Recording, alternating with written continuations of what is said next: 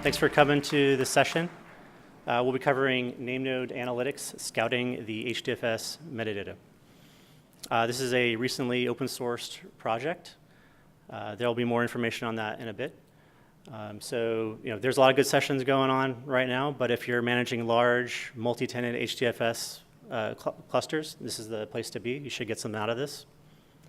So first off, I'm Russ McElroy, Big Data Platform Manager for PayPal. I'm in charge of the care and feeding for all the Hadoop clusters that PayPal has. So just to give some backstory about NameNode analytics and how we got here. So a lot of ideas. This really came out of a necessity. I've been managing large multi-tenant environments for a while now. HDFS more recently, but previously very large object storage systems as well, and had very similar problems. This is where the idea kind of first came up. When you're managing a system at that scale, one of these environments, just one of them, these are both proprietary and homegrown systems, object store systems. One of them had over 1 billion objects. And when you're at that scale, sometimes you need to get some really good insight in the metadata just to manage and even triage the system, and you need to get it quickly. So this was a struggle for some of the use cases, because you could do some offline processing on the metadata, but it takes some time, especially if you don't necessarily have it indexed very easily.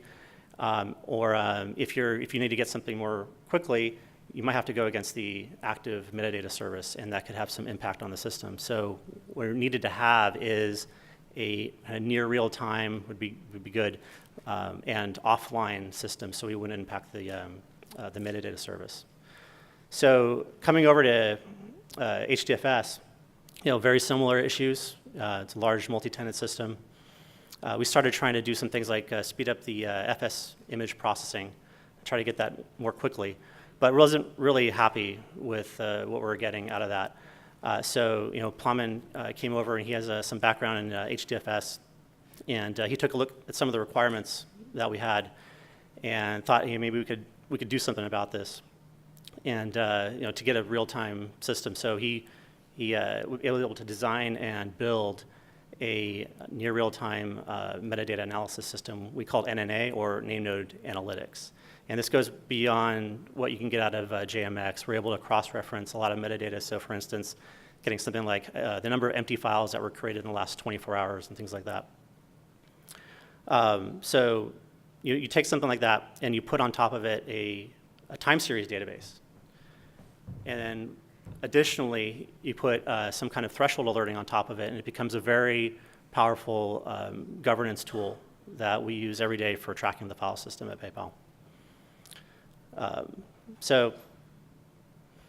In terms of cost savings with NNA, we've been doing, one of the clusters, we've been doing about 80% growth year over year.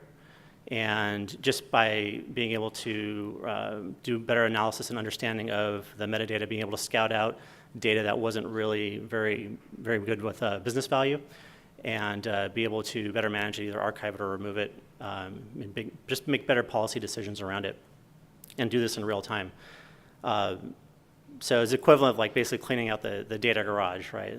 All the junk that was in there and having more valuable data in there.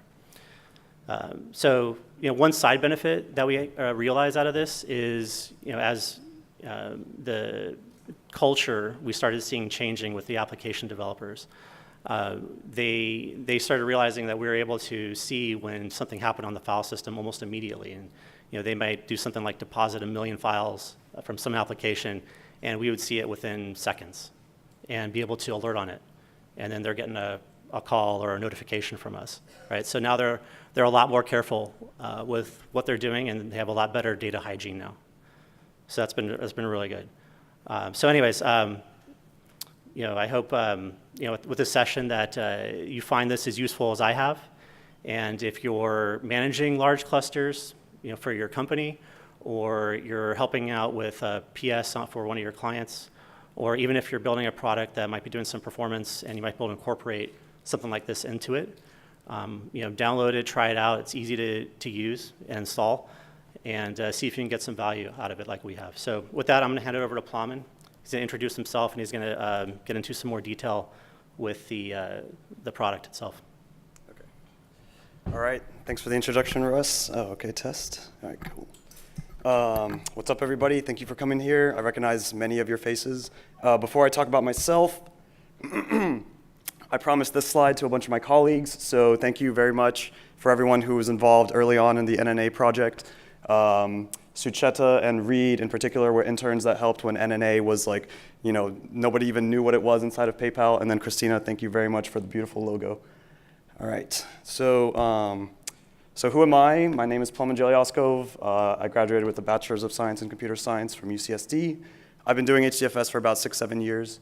And I'm also an open source contributor. I'm part of the team that introduced Truncate into HDFS. And right now I'm working on consistent reads from the Standby NameNode. So that would basically increase or scale your reads using the Standby NameNode. And since you can scale, add more Standby NameNodes, you can scale reads. I have done work related to HDFS sort of on the outside. Up there is the Giraffe file system, which is an experimental file system I worked on alongside Konstantin Swachko. And that was an attempt to distribute the NameNode across HBase region servers. And then I also have a patent from WANDisco for a geo-replicated file system, which is I was part of the team there that basically imagine one HDFS instance that's split across geographical locations. Okay, so enough about me. We're here to talk about HDFS, and in particular HDFS at PayPal, and sort of the data management issues that we had. I'm not going to be very nice, so I apologize in advance. When I came in, it was a mess. Basically, HDFS, it was kind of like a giant dumpster. Just people tended to sort of create files and forget about it. There was no TTL. There was no sort of compaction or archival processes really going in. And just from a quick analysis, we knew sort of out of the bat that we had, I think it was about 70% small files for our largest cluster. So there was a lot of room for improvement on HDFS. And we were hitting space issues on both either disk space or even the namespace constantly. And it was awful because whenever that happened, we had to do an RCA. And we lacked context of, OK, what took up that space? Who did it, right? Like, who ran the job or whatever have you? And what targets can we look at for getting everything back under control? And even worse, we didn't have very good tools. Like here, how many times have you guys or anyone seen or written code like this, right? Like Hadoop FSLS-R across some directory, and you're grepping for everything. And you're looking for something very specific, but yet you have to traverse the entire directory. And even worse, imagine that you do this on Slash, or you're doing like a giant FSCK on Slash on the active NameNode. You actually end up hurting the active cluster as a result of just trying to do an RCA. And even then, even if you find out what happened, the worst problem is that you're probably already days late. And in most cases, we were. So that's where Russ, I think, is coming from in his introduction. We needed a way to reduce the latency on figuring out what happened, and even better, trying to understand how are people creating such crazy growth, and where are all these small files, empty files, et cetera, coming from. So with that, I want to turn to what our architecture for kind of looking at our data is. And I think this next slide is going to be something that probably resonates with all of you as well. So this is it. 1 second. OK. So here you have the Standby NameNode produces an FsImage. And typically, you also have the Standby NameNode produce a legacy FsImage, which is kind of like a reduced version of the full FsImage. It has less inode attributes. But the legacy image can be sent to the OfflineImageViewer, and you produce basically a plaintext FsImage that you can then ship to Kibana, ElasticSearch, Hive, what have you. OK, I see some of you shaking heads like yes, so OK, this looks like architecture you've seen. This is what we've been doing at PayPal for a long time. The problem is that at best, you can do this about every hour and a half. But that's actually not even realistic because you don't even generate an FsImage that quickly. Usually, you generate an FsImage about every 4 hours. But you're probably not also generating reports every 4 hours. So what I have seen and what I've seen at other big companies as well is that typically these are nightly reports, maybe midnight or some late time. But the problem is if something happens at OK, okay, let's say the report comes out at midnight and something happens at 1 a.m., you're not going to know until the next report that something even happened. And then, even then, you're probably not going to be checking right at midnight. And maybe somebody is, but you won't know. So really, you're about 2 days behind. And so we wanted to see could we find a way, if something happened, that we could find out within 30 minutes. So that way we could contact who the person is, what did you do? Can we address this? Can we look at the job, et cetera? So we set out to engineer a new solution. And we basically had 3 criteria. We wanted it to be near real time. We wanted it to, basically, you should be able to scan the entire file system. This was something we wanted the system to be able to do. Not be afraid of doing those giant LSRs. And we didn't want it to be very complex. We didn't want a giant distributed system that we had to manage that was more complicated than HDFS itself.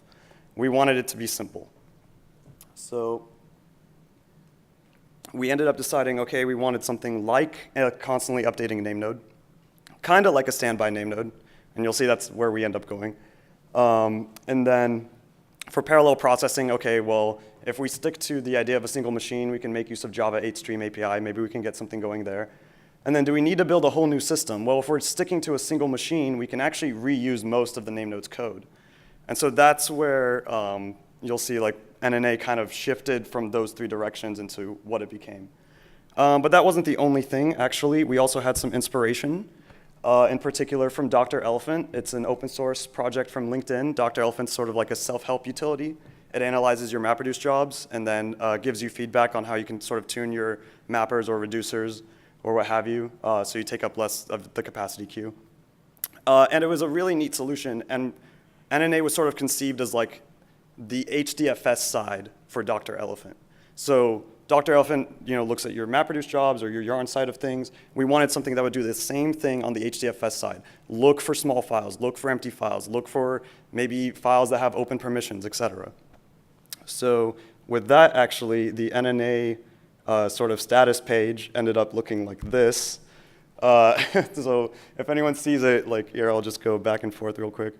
Yeah, it's definitely taken from Dr. Elephant's style. I actually had the blessing from Carl Steinbeck to do so thank you, Carl.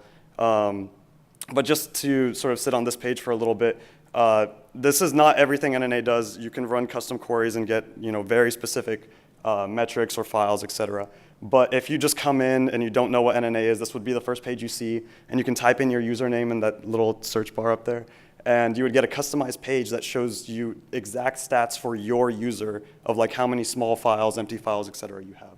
So I think up there is the total cluster, your empty file stats, empty directories, tiny files is a little clipped up there, small files, medium, large, old. And then I actually have quotas up there as well, which is something that HDFS doesn't provide. There's no way in HDFS to list me the directories that have quotas. You have to know which directories have quotas. Okay. So what is NNA exactly? Here's the next slide for that. Well, it's an open source project. There's the URL. You can go check it out. You can go download it, mess around. But in short, NNA, as far as I've always had to describe it, is basically a modified, isolated, read-only standby NameNode.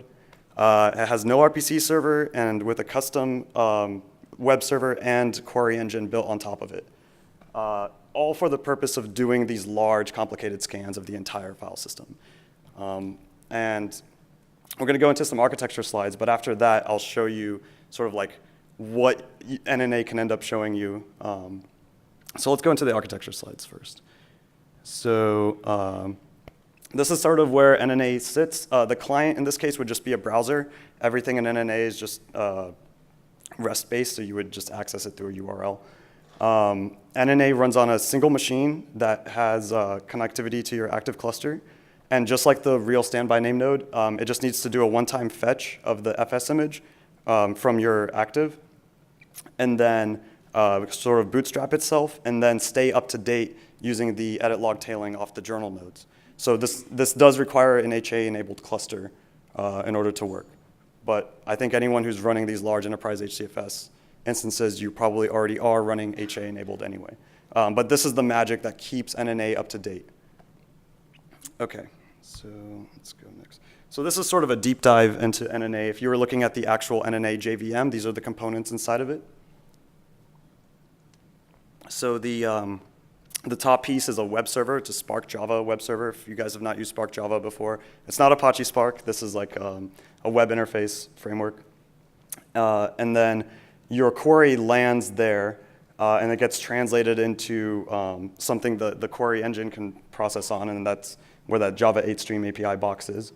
And those are really the only two pieces I had to write, actually. The FS name system did a lot of the heavy work. That's where the inode, the entire metadata tree sits. So reusing that, actually, that box should have been made even bigger, I think. But anyway, the point is that a lot of reuse, like we were able to build this out really quickly just because we were able to reuse so much of the FS name system.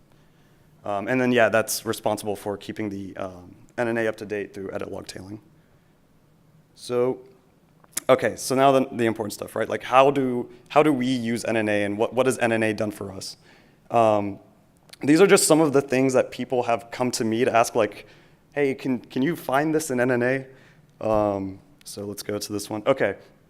All right, yeah, this is like the first one was when I sort of first started, it was like, who's creating all these empty files? Or like, who's creating all these empty directories? And we have graphs later that sort of show them. Right, like who are the biggest users? What are the largest directories? Who's creating all these tiny files? The open permissions one was really interesting. We had users complaining that someone modified my file. I was like, what? Like, how's that possible? So we went on a hunt for like, okay, who just like did chmod 7.7 across all of their data sets? And sure enough, there's a lot of times people do that, but it's gonna be really hard to do that check on the active cluster because you have to run that LSR, right? So, okay, or maybe what's the oldest or newest file under my directory?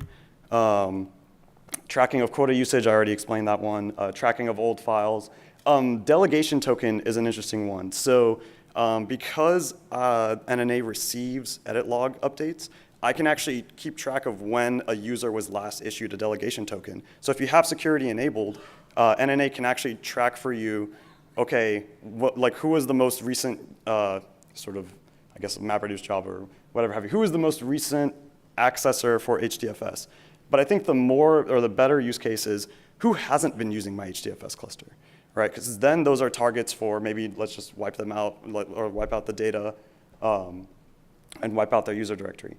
Tracking of file types. So because we have all of the inodes and NNA, we can, there's a graph I'll show you later, but we can basically do a giant histogram of like how many Avro files, JSON files, XML files do you have across the entire cluster. Per user usage reports and suggestions. That was that first status page that you guys saw. And then, right, tracking of native ACLs and extended attributes. There's no way to know in HDFS, does my file have a native ACL? Well, I mean, if you know the file, you can LS it, but if you don't know the file, like which files have ACLs on them or have extended attributes associated with them. And then in the future, we would like to basically have NNA be like a retention policy in TTL.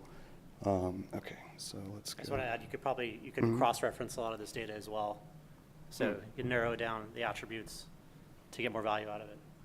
Okay, right, so I just want to do this slide real quick about what the NNA API looks like. And then up next is a bunch of graphs, so pretty pictures are coming up, guys. So this is the NNA API. I wanted it to be as simple as possible. We can surely come up with a better one, but for now this works.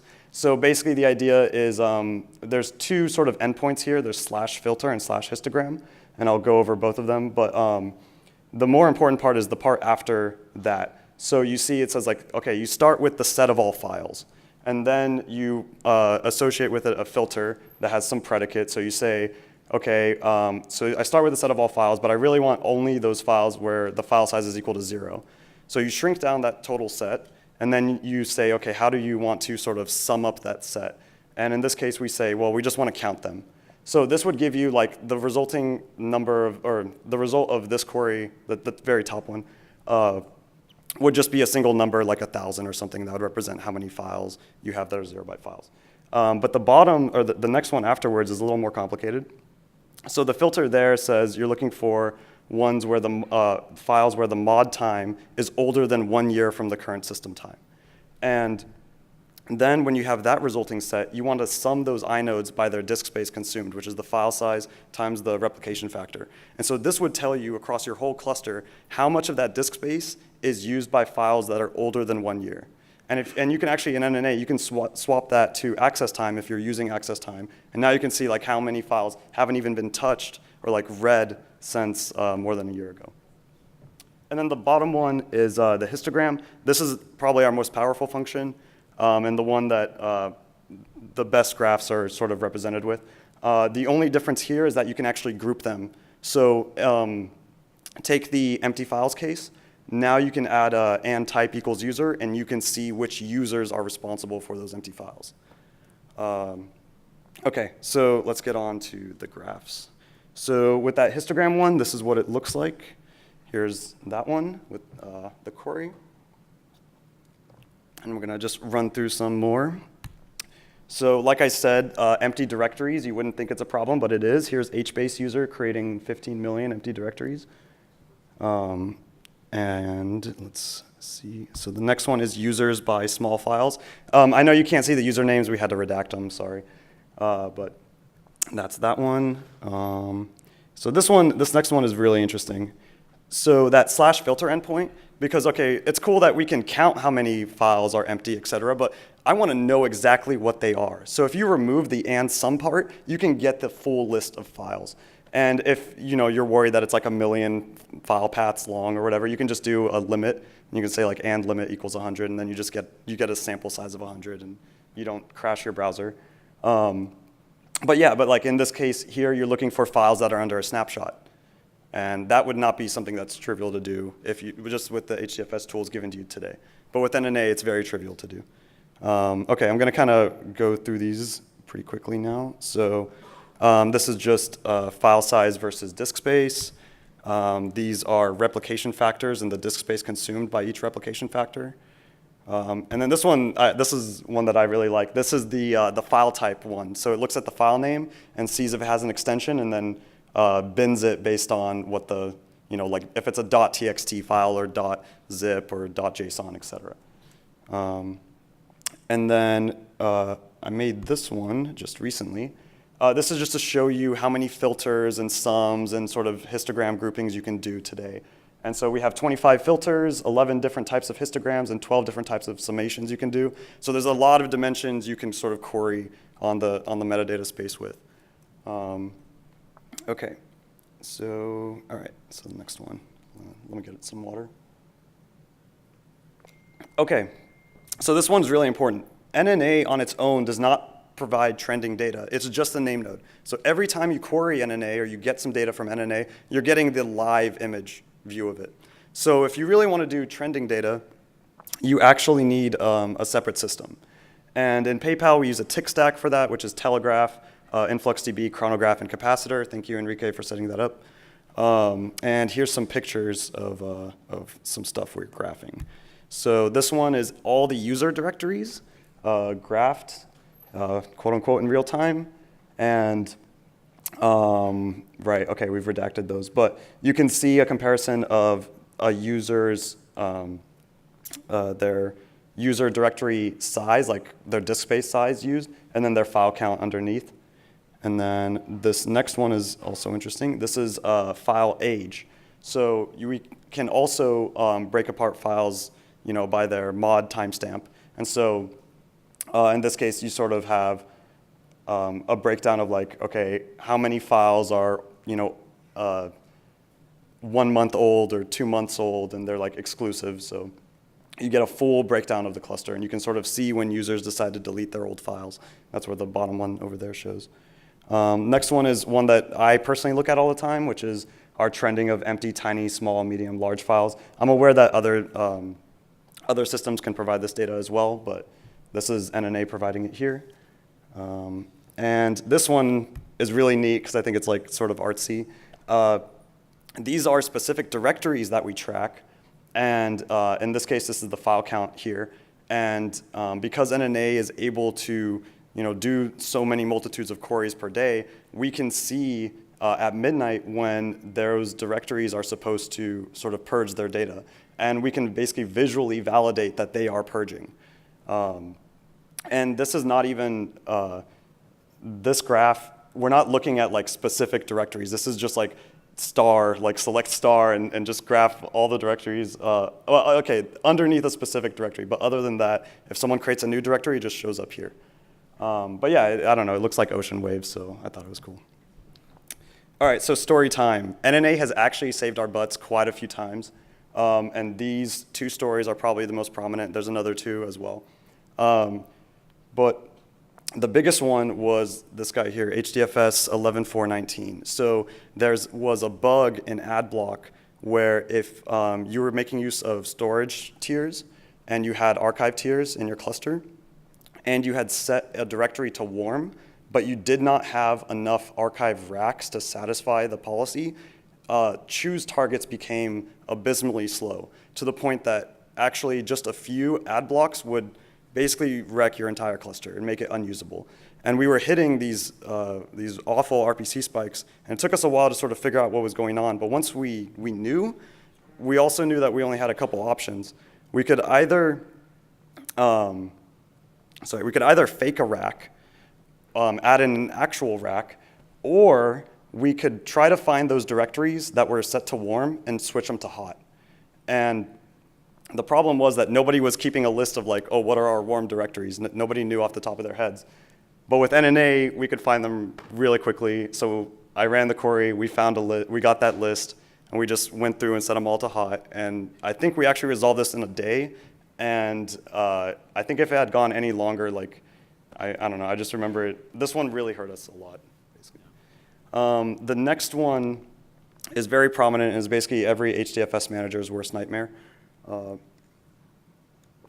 So on one of our largest systems, we were actually hitting the NameNode scalability limit. And I know this because there was a trending graph of like file growth and GC pauses, and they were both scaling up. And we had, I put up there 420 million files, but I'm pretty sure it was like 450 million, actually, when I was like freaking out about it. And I remember telling you that like, I think if that node died, I don't think we would have had at least like 8 hours of downtime just trying to bring it back. And we would have probably had to go in and like surgically, modify the FsImage. So we only had a few hours to act, and we had to find targets for deletion. And so we found, we used NNA to find basically files that hadn't been accessed in more than 2 years, stuff that we're pretty sure no one is using. And we found the parent directories that were associated with those files. And we just went around saying, like, is this directory important?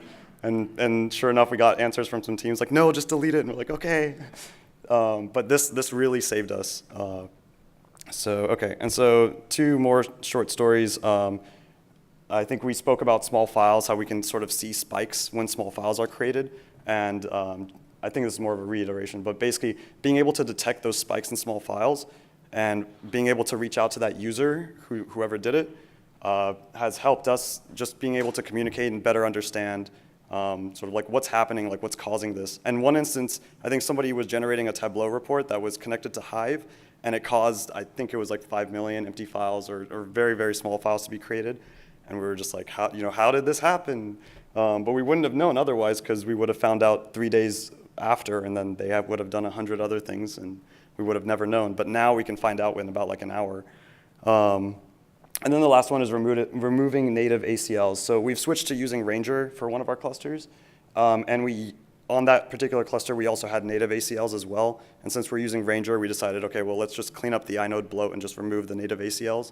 But there's no clear way to find which files have native ACLs without doing that LSR and grepping. So you can do it in NNA. There's the query there. And we found those and just removed them. So some quick stuff. So where has NNA sort of won us? Definitely in the near real-time analysis. I think that part can't be stated enough. We've had actually quite a few vendors come and approach us and try to offer us some sort of solution that could do better. And I think we could both say that we both ended up sort of getting frustrated with just like, they always ended up parsing the FsImage, and we wanted to see something that could just perform faster. And this was the first thing we came up with, and so far it's worked great. I actually wasn't even sure at the time when I built it whether this would actually work, but sure enough, it's held up. So the next part is it's easy to install and maintain. It builds in an RPM. I have clocked myself installing it in less than an hour, even with security enabled. Honestly, because mostly all you have to do is copy over your configs from your active or your standby name node, and you just start and go.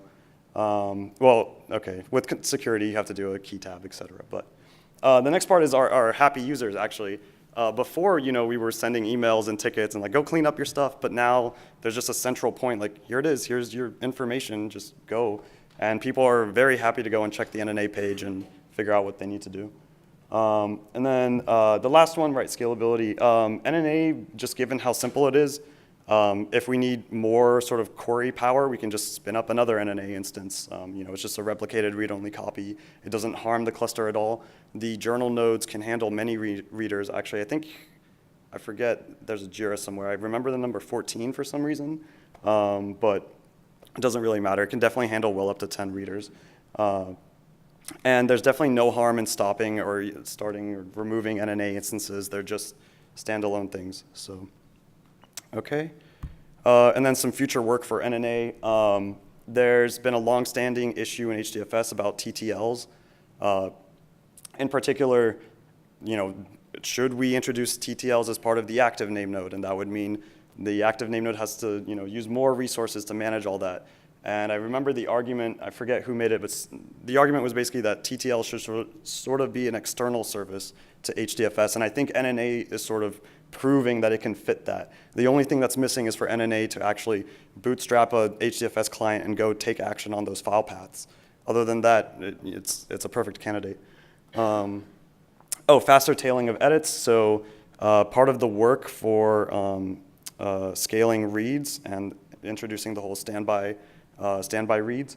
One of the JIRAs there is to do faster tailing of edits from JournalNodes, and that will actually help NNA just be even closer to real time. That is actually the only latency right now in NNA is the time it takes to sort of read the batch from the JournalNode. Federation support, NNA will work in any HA-enabled environment. You can have an NNA per sort of federation shard, but then to have like true federation support, all that's needed is sort of like a top piece that splits the query to all of the NNAs and then sort of aggregates them at the top, and then you're good to go. And then the last one, just given how trivial NNA has been so far, just to shoot it through Ambari or Cloudera Manager or something. Okay, and for the last one, I have to give an apology. I really wanted to do a demo, but I have to run it from my machine, and apparently HDMI was not working, so deeply apologies. I had a great demo for you guys, but I can't show it because I have to run it off my machine. But just real quick, if anyone does go to the GitHub, there's a branch called mini cluster. Check it out, and there's a public static void main in there. Run that, and go to localhost 4567, and that's it. You'll see your NNA instance, and that would have been the demo anyway. Okay, the next is just Q&A, and thank you guys just for being here and the support. Thank you.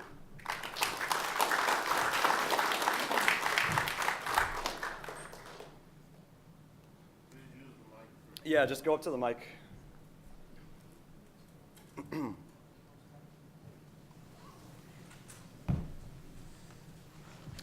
Hey, really cool stuff. So I saw you kind of snuck in there that the secret sauce was something about the namespace lock. I was wondering if you could elaborate a little more. Right, so when you look at the NameNode code, basically the Java 8 Stream API, basically what it is the inodes are stored in the gset. I rip out that gset and then just do Java 8 Stream API directly on top of that. So I bypass the FS name system lock entirely. And you don't run into concurrency problems with the updates from the FS edit log, right? Right. There are some caveat cases. There are some. There is an option where you can run with the lock anyway. But so far, actually, no, I haven't ran into it. And I get the feeling that it's because of edit log batching. It plays the edit log batches, and that just so far has not sort of hindered the results from NNA. But we should talk offline because there are some cases, and so far it's mostly about disk space, when you compute, disk space consumed. And that's basically been the only time, really. Yeah. Okay. Hello. Hi. Hi. So in one of your stories, you were able to go back and find a list of files where their last access time was older than 2 years or whatever.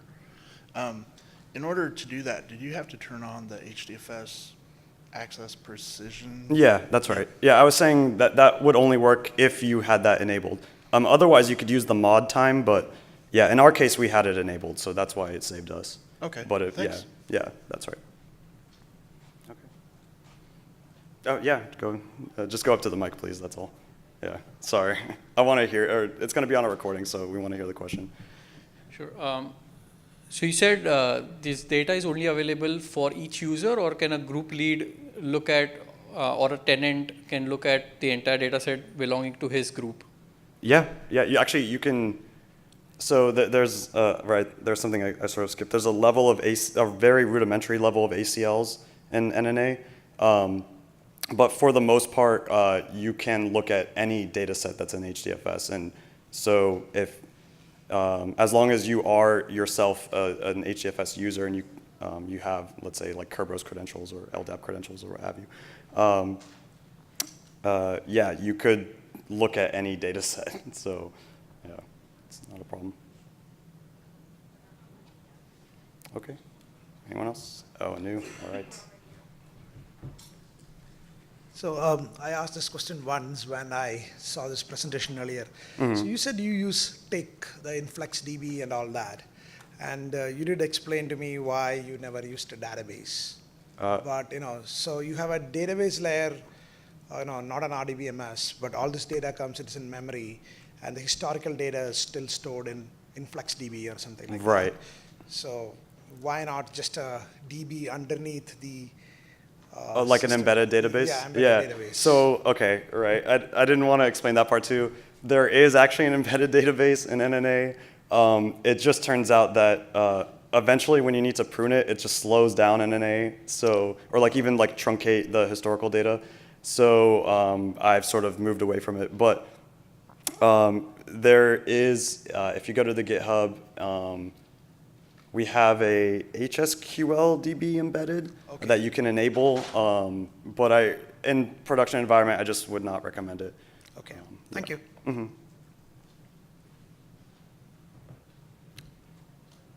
All right. Cool. All right, thank you guys.